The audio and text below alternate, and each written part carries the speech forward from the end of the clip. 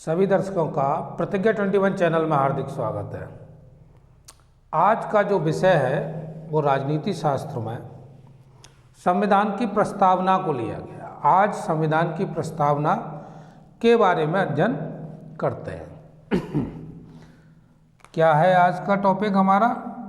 संविधान की प्रस्तावना। चूंकि संविधान की प्रस्तावना संविधान की आत्मा है, तो पहले उस आत्मा के बारे में ही ठीक तरीके से जान लिया जाए। चूंकि जिससे जनरेट हो रहा है तो वो आत्मा ही समझी जाए। और आत्मा संविधान की क्या है? प्रस्तावना, जिसको उद्देश्य का भी कहते हैं। तो ये जो लिखा है यहाँ पर, हम भारत के लोग भारत को एक संपूर्ण प्रभुत्व संपन्न समाजवादी पंथ निरपेक्ष लोकतंत्र गणराज्य बनाने के लिए तथा उसके समस्त नागरिकों को सामाजिक, आर्थिक और राजनीतिक न्याय, विचार, अभिव्यक्ति, विश्वास, धर्म और उपासना की स्वतंत्रता, प्रतिष्ठा और अवसर की समता प्राप्त कराने के लिए तथा उन सब में व्यक्ति की गरिमा और राष्ट्र की एकता और अखंडता सुनिश्चित करने वाली बंधुता बढ़ाने के लिए दृढ़ संकल्प होकर अपनी इस संविधान सभा में आज 26/11/1949 को ऐतर द्वारा इस संविधान को अंगीकृत, अधिनियमित और आत्मार्पित करते हैं। ये है संविधान की आत्मा, जो आपके सामने पूरा लिखा हुआ है, यानी उद्देश्य का, यानी प्रस्तावना। अब चूंकि प्रस्तावना को समझना है, यानी प्रस्तावना या इसको क्या कहते हैं? उद्देश्य का। अब इसको समझने के लिए, क्योंकि इसमें कुछ शब्द बहुत ही ज़्यादा क्या कहेंगे, इनको भारी भरकम शब्द दिए हैं जिनको समझना अति आवश्यक है। जैसे पहला ही शब्द जो दिया है, संपूर्ण प्रभुत्व संपन्न। ये जो शब्द है संपूर्ण प्रभुत्व संपन्न, तो इसका क्या मतलब है? संपूर्ण प्रभुत्व संपन्न। तो पहले तो हम इसका मतलब समझेंगे। इसका मतलब यह है, किसी का कोई अधिकार नहीं, यानी किसी बाहरी तत्व का कोई अधिकार नहीं। यानी संपूर्ण प्रभुत्व संपन्न राज्य स्वयं में इतना शक्तिशाली है, वह किसी दूसरे पर निर्भर नहीं है, किसी दूसरे पर निर्भर नहीं है। और दूसरे शब्दों में कहें तो राज्य को स्वतंत्र अधिकार है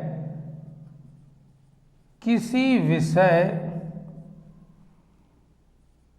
पर विधायन संबंधी, किसी विषय पर विधायन संबंधी। इसका मतलब राज्य पूरी तरह से स्वतंत्र है कि वह अपने या अपने अनुकूल लोक के कल्याण के लिए कोई भी कानून बना सकता है। किसी बाहरी व्यक्ति का उस पर कोई हस्तक्षेप नहीं होगा। ये तो रहा संपूर्ण प्रभुत्व संपन्न का अर्थ। अब आगे और पढ़ते हैं इसको। समाजवादी, अब एक शब्द है इसमें समाजवादी। समाजवादी का मतलब है सभी के लिए जो भारत में निवास कर रहे हैं नागरिक। पंथ निरपेक्ष, पंथ निरपेक्ष, पंथ निरपेक्ष का मतलब है किसी विशेष धर्म को प्राथमिकता नहीं।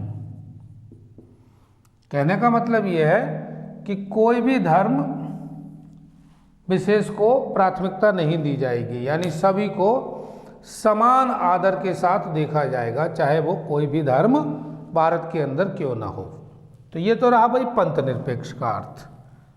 अगला लोकतंत्रात्मक गणराज्य। लोकतंत्रात्मक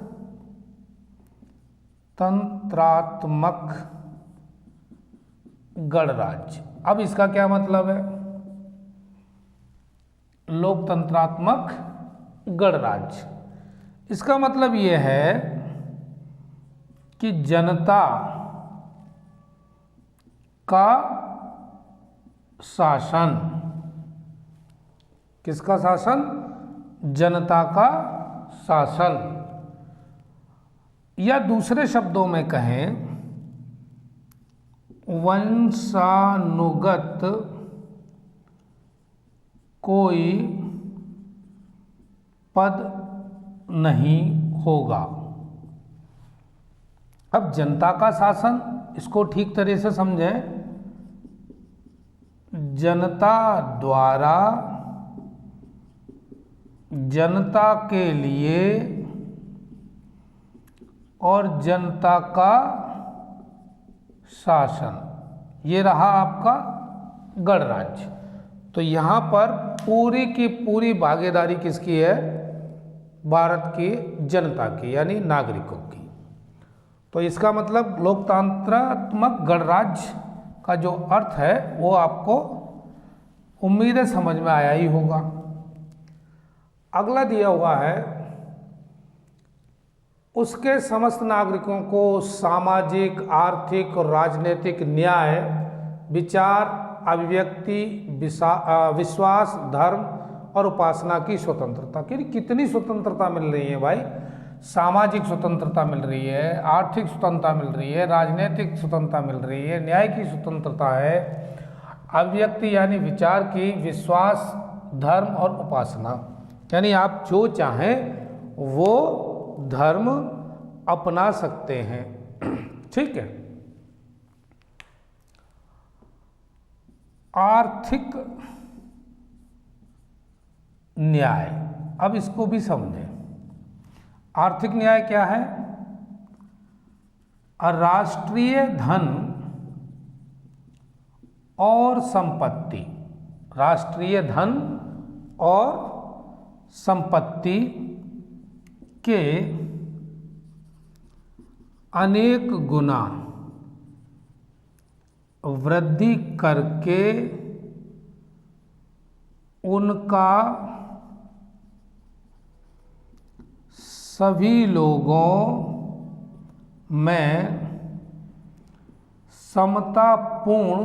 वितरण करना जो उत्पादन में अपना योगदान करते हैं। तो ये जो लाइन जो लिखी है, राष्ट्रीय धन संपत्ति के अनेक गुना वृद्धि करके उनका सभी लोगों में समतापूर्ण वितरण करना जो उत्पादन में अपना योगदान करते हैं। तो ये जो बता रहा है, इसका सीधा सीधा उद्देश्य क्या है? कल्याणकारी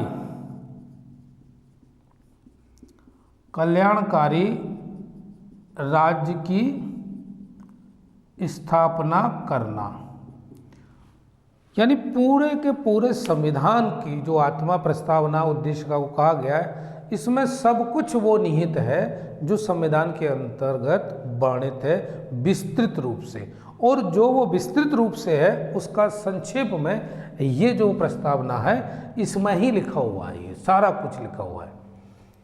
दूसरा, और इसको समझें आगे,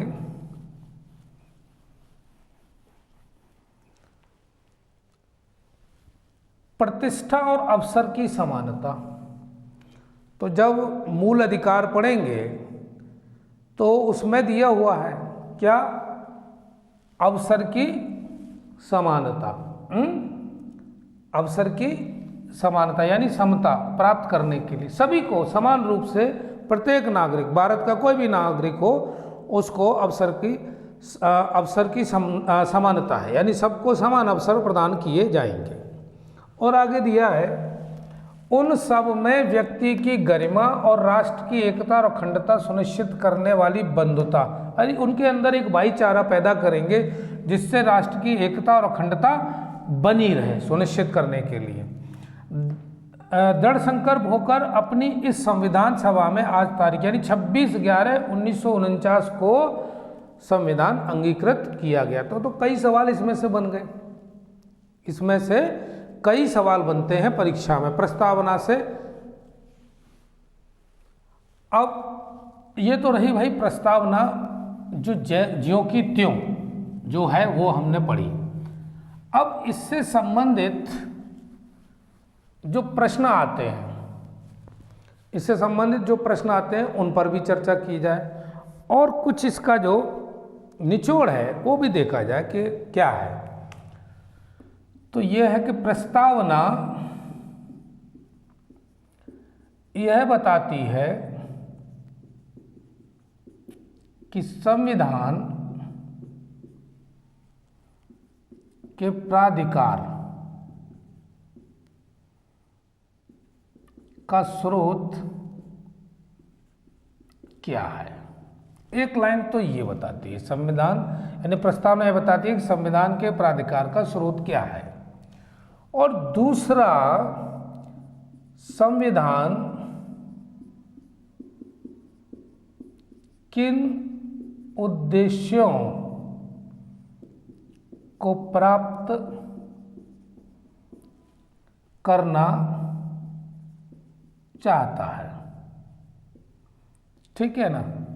अब ये दो मेन लाइनें हैं।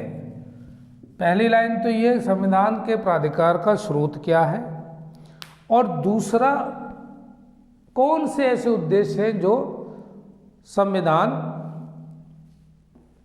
प्राप्त करना चाहता है। तो अभी जो चर्चा हुई थी वो क्या चर्चा हुई थी, समानता, स्वतंत्रता, आर्थिक न्याय, पंथ निरपेक्ष, और क्या था दूसरा समाजवादी, पंथ निरपेक्ष,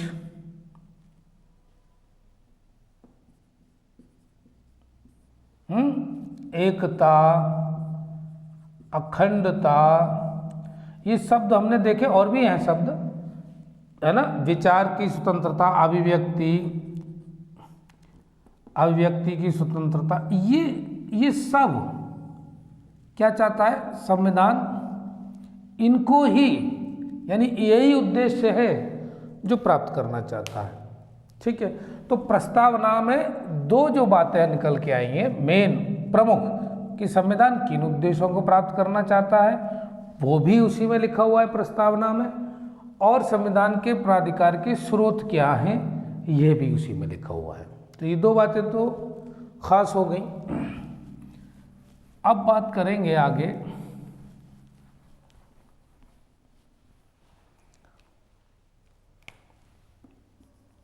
प्रश्न परीक्षा में जो पूछे जाते हैं वो किस तरीके से पूछे जाएंगे, किससे जुड़े हुए, प्रस्तावना से जुड़े हुए। तो उस पर भी एक बात करेंगे। पहला क्या हुआ कि संविधान के 42वें संविधान संशोधन, 42वें संविधान संशोधन 1976 द्वारा प्रस्तावना में पंथ निरपेक्ष, दूसरा शब्द है समाजवादी, और तीसरा अखंडता, ये तीन शब्द जोड़े गए। संविधान के 42वें संविधान संशोधन 1976, यानी जो 42वां संविधान संशोधन हुआ 1976 में, उसमें प्रस्तावना में कौन से 3 शब्द जोड़े गए हैं? एक तो पंथ निरपेक्ष जोड़ा गया, एक समाजवादी जोड़ा गया और एक अखंडता जोड़ा गया। तो परीक्षा में यह प्रश्न पूछा जाता है कि कौन से शब्द, 4 ऑप्शन होंगे, ठीक है, ऑप्शन के आधार पर वो तय करना है कि कौन से शब्द जोड़े गए और कौन से शब्द नहीं जोड़े गए। तो आपको याद रखना ये 3 शब्द जोड़े गए हैं, किसमें? प्रस्तावना में। कब जोड़े गए हैं? 1976 में और 42वें संविधान संशोधन द्वारा। तो एक प्रश्न की तो चर्चा ये हुई हमारी कि कब और कितने शब्द, तो 3 शब्द जोड़े गए, वो भी आपने याद कर लिए। अब आगे प्रश्न देखते हैं। भारत की संप्रभुता, भारत की संप्रभुता किसमें निहित है? भारत की संप्रभुता किसमें निहित है? तो ये सवाल भी प्रस्तावना से ही जुड़ा हुआ है और इसका आंसर है क्या? भारत की जनता में। भारत की संप्रभुता किसमें निहित है? तो इसका सही उत्तर है भारत की जनता में। अब दूसरा प्रश्न देखते हैं। अब तक भारत की प्रस्तावना में कितनी बार संशोधन हुआ है? अब ये दूसरा सवाल, यानी अब तक भारत की प्रस्तावना में कितनी बार संशोधन हुआ है? तो भाई एक ही बार हुआ, एक ही बार, और वो मैं अभी बता के चुका हूं 1976 में 42वें संविधान संशोधन। इस तरह से ये प्रश्न बने हैं परीक्षा में। अगला प्रश्न आया, सामाजिक समता का अर्थ क्या है? सामाजिक समता का अर्थ क्या है? अब 4 ऑप्शन, उनमें से जो सही आंसर है वो ये है, भेदभाव का अभाव। यानी सामाजिक समता का मतलब क्या है? कि भेदभाव का अभाव, यानी भेदभाव न हो। अगला प्रश्न, भारत का संविधान पूर्णतः कब तैयार हुआ? तो ये भी आपको पता है, 26 नवंबर 1949 को। यह भी प्रश्न आया है। अब तक देखो 4 प्रश्न की चर्चा हुई है और चारों प्रश्न परीक्षा में पहले पूछे जा चुके हैं और कैसे पूछे गए हैं मैं इसलिए बता रहा हूँ। भारत की संप्रभुता किसमें निहित है? जनता में। अब तक भारत की प्रस्तावना में कितनी बार संशोधन हुआ है? भाई एक बार। सामाजिक समता का क्या अर्थ है? भेदभाव का अभाव, यानी भेदभाव ना हो। भारत का संविधान पूर्णतः कब तैयार हुआ? 26 नवंबर 1949। जब तैयार हो गया तो उसको अंगीकृत कर लिया, है ना। और उसमें एक शब्द है आत्मार्पित, यानी आत्मा से, पूरी तरह मन से हमने उसको स्वीकार किया है और उसी के अनुसार देश चलाया जाएगा। ये है। अब क्वेश्चन नंबर 5 में, यानी अगला सवाल देखते हैं। वो क्या दिया है? कौन सा शब्द भारत के संविधान की उद्देशिका का मतलब है प्रस्तावना, कौन सा शब्द भारत के संविधान की उद्देशिका में नहीं है? अब इसमें 4 ऑप्शन है, चलो मैं भी देता हूं और उनको देखो। एक है समाजवादी, दूसरा है पंथ निरपेक्ष और तीसरा है प्रभुत्व संपन्न। और भाई चौथा शब्द दिया है लोक कल्याण। अब ये सवाल है कौन सा शब्द भारत के संविधान की उद्देशिका में नहीं है? समाजवादी, पंथ निरपेक्ष और प्रभुत्व संपन्न और चौथा लोक कल्याण। तो अभी तो हमने जब ये प्रस्तावना पढ़ी थी तो उसमें कहीं भी लोक कल्याण शब्द आया ही नहीं था उद्देशिका में। तो सही आंसर इसका क्या है? ये, यानी ये शब्द उद्देशिका में है ही नहीं। तो प्रश्न इस तरीके से बनता है, तो आप उसको करना सीख लें कि सवाल आएगा तो हम कैसे करेंगे, और एक आध सवाल जरूर बनता ही है इसमें से। ठीक है भाई। अब अगला और एक दो प्रश्न देखते हैं जो प्रस्तावना से जुड़े हुए हैं।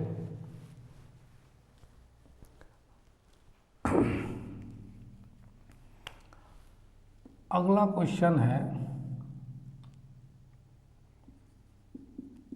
भारतीय संविधान के किस भाग में, भारतीय संविधान के किस भाग में स्पष्ट रूप से घोषणा की गई है कि भारत एक धर्मनिरपेक्ष राज्य है? भारतीय संविधान के किस भाग में स्पष्ट रूप से घोषणा की गई है कि भारत एक धर्मनिरपेक्ष राज्य है? तो इसका आंसर क्या है? संविधान की प्रस्तावना। अगला प्रश्न, भारतीय संविधान की प्रस्तावना में जिन आदर्शों एवं उद्देश्यों, भारतीय संविधान की प्रस्तावना में जिन आदर्शों एवं उद्देश्यों की रूपरेखा दी गई है उनकी आगे व्याख्या की गई है। यानी जो संविधान की प्रस्तावना है उसमें जिन आदर्शों एवं उद्देश्यों की रूपरेखा दी गई है उनकी आगे व्याख्या की गई है। तो किस में की गई है? तो वो की गई है मूल अधिकार और राज्य के नीति निर्देशक जो तत्व हैं या सिद्धांत, उसमें 1, 2 और तीसरा मूल कर्तव्यों में। ठीक है। अब सवाल जो बना वो क्या बना? भारतीय संविधान की प्रस्तावना में जिन आदर्श और उद्देश्यों की रूपरेखा दी गई है उनको आगे व्याख्या की गई है उनकी। तो उनकी कहाँ की गई है व्याख्या? भाई मूल अधिकार में की गई है, राज्य के नीति निर्देशक तत्वों में की गई है जो सिद्धांत दिए हैं, और मूल कर्तव्यों में दिया गया है। तो ये सवाल भी जो चर्चा मैं कर रहा हूँ, इनकी जो चर्चा जो है वो सब की सब प्रस्तावना के इर्द गिर्द ही घूम रही है, और प्रश्न किस तरह से बन रहे हैं ये भी देख रहे हैं। अब अगला प्रश्न देखते हैं।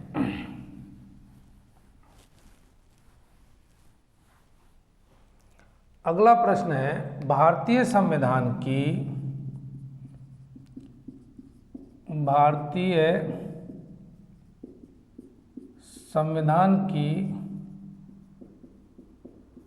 प्रस्तावना के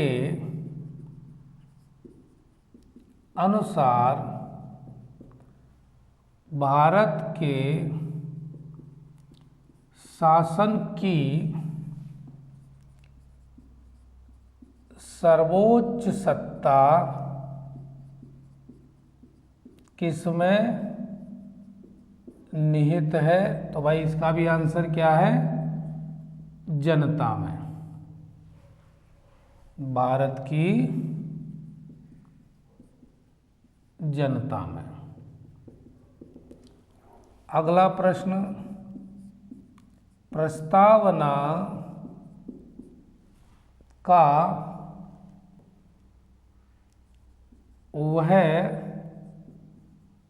प्रावधान, प्रस्तावना का वह प्रावधान जो सभी वयस्क नागरिकों को, प्रस्तावना का वह प्रावधान जो सभी वयस्क नागरिकों को मतदान का अधिकार प्रदान करता है कहलाता है प्रजातंत्र। यानी लोकतंत्र प्रजातंत्र एक ही बात है। अगला प्रश्न, भारत एक गणतंत्र, भारत एक गणतंत्र है, इसका अर्थ है क्या? भारत में वंशानुगत शासक नहीं है। ठीक है, क्यों नहीं है वंशानुगत? क्योंकि यहाँ पर चुनाव होता है और चुनाव दो तरीके से, प्रत्यक्ष और अप्रत्यक्ष। जब डायरेक्ट यानी दो तरीके से चुनाव, कैसा? प्रत्यक्ष और अप्रत्यक्ष। जब जनता सीधे वोट डालती है तो वो क्या हो गया? प्रत्यक्ष। लेकिन चूंकि राष्ट्रपति का चुनाव होता है, राष्ट्रपति का जब चुनाव होता है, ठीक, उदाहरण लिया, तो इसमें जनता डायरेक्ट राष्ट्रपति को नहीं चुनती है, तो ये होता है अप्रत्यक्ष। ठीक है, तो दो तरीके से निर्वाचन है, प्रत्यक्ष और अप्रत्यक्ष। लेकिन यहाँ पर दोनों ही दशाओं में कहीं भी वंशानुगत शासक नहीं होता। तो सीधा सीधा भारत एक गणतंत्र है। जनता जिसको चुनेगी वही शासक होगा। अब प्रत्यक्ष और अप्रत्यक्ष की जब बात चली थी तो उसमें सीधे सीधे तो नहीं देता, लेकिन सांसद तो राष्ट्रपति को वोट देते ही हैं। अब चूंकि राष्ट्रपति को चुनने में सांसद की भागीदारी है और सांसद को जनता ने चुना है, तो डायरेक्ट नहीं तो इनडायरेक्ट रूप से अगर देखा जाए तो वोट तो जनता का ही है। जो दोनों ही स्थितियों में भारत कैसा है?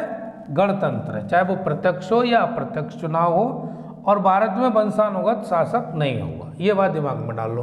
तो ये 3 प्रश्न हो गए जो प्रस्तावना से ही जुड़े हुए हैं, प्रस्तावना से ही निकाले गए हैं और ये परीक्षा में पूछे गए हैं, विगत परीक्षाओं में। अगला एक प्रश्न और लेते हैं। भारतीय संविधान की प्रस्तावना को संविधान की कुंजी नोट कहा था। किसने कहा था? अर्नेस्ट वारकर। अगला सवाल, संविधान की प्रस्तावना की भाषा को ऑस्ट्रेलिया से लिया गया है। अब सवाल ये बनता है कि संविधान की जो प्रस्तावना है उसकी भाषा कहाँ से ली गई है, किस देश से ली गई है, तो सीधा सीधा आंसर है ऑस्ट्रेलिया से ली गई है। ठीक है, तो ये आपका जो प्रश्न है प्रस्तावना से जुड़े हुए, तो उनको भी रिवीजन कर ही रहे हैं और देख रहे हैं कि कैसे कैसे प्रश्न पूछे जा सकते हैं। तो ये प्रस्तावना से जुड़ा हुआ जो टॉपिक है वो आज लगभग हमारा कंप्लीट हो ही जाएगा। अब 2-3 प्रश्न और हैं, उन पर चर्चा और करते हैं। भारत के संविधान में उद्देश्य का विचार कहाँ से लिया गया है। अभी एक सवाल देखा कि संविधान की जो प्रस्तावना है उसकी भाषा कहाँ से ली गई है, तो वो तो ऑस्ट्रेलिया से। अब यहाँ पूछ रहा है कि उद्देश्य का विचार कहाँ से लिया गया है, तो ये है यूएसए से। ठीक है, संयुक्त राज्य अमेरिका से। अगला सवाल है स्वतंत्रता, समानता और बंधुत्व, ये प्रस्तावना में शब्द हैं। स्वतंत्रता, समानता और बंधुत्व शब्द किस देश के संविधान से लिए गए हैं? किस देश के संविधान से लिए गए हैं, तो ये लिए गए हैं फ्रांस। दोनों ही बहुत ही इंपॉर्टेंट सवाल हैं ये। भारत के संविधान में उद्देश्य का विचार कहाँ से लिया गया है, यूएसए से। और स्वतंत्रता, समानता और बंधुत्व ये शब्द कहाँ से लिए गए, ये फ्रांस के संविधान से लिए गए हैं। तो अब तक जो चर्चा की हमारे द्वारा वो प्रस्तावना को, भारतीय संविधान की जो प्रस्तावना है उद्देशिका के संबंध में थी। अब इसमें जो मोटा मोटा तौर पर याद रखने के लिए हैं, तो वो ज़्यादा से ज़्यादा जो सबसे ज़्यादा पूछा गया है, तो एक तो ये पूछा गया कि ये संविधान में जो संशोधन हुआ था वो कौन से नंबर का था, तो वो 42वें नंबर का। एक बात तो भाई ये कभी नहीं भूलनी, किसके संबंध में, प्रस्तावना के संबंध में।